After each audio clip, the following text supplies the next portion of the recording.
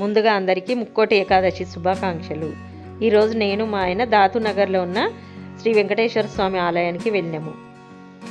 ఈ ఏకాదశిని ముక్కోటి ఏకాదశి లేదా వైకుంఠ ఏకాదశి అని పిలుస్తారు. వైకుంఠం నుండి ముక్కోటి దేవతలు భూలోకానికి వస్తారు. ఈ రోజున వైకుంఠ వాకిళ్ళు తెరుచుకొని ఉంటాయని వైష్ణవ ఆలయాల్లో ఉన్న ఉత్తర ద్వారం ద్వారా భక్తులు దేవుణ్ణి దర్శించుకుంటారు.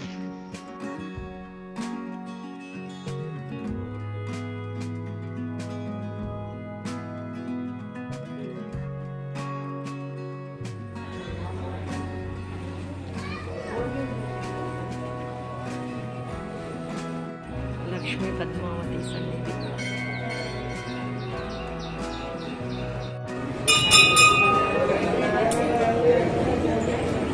శ్రీ గోదాదేవి సన్నిధి.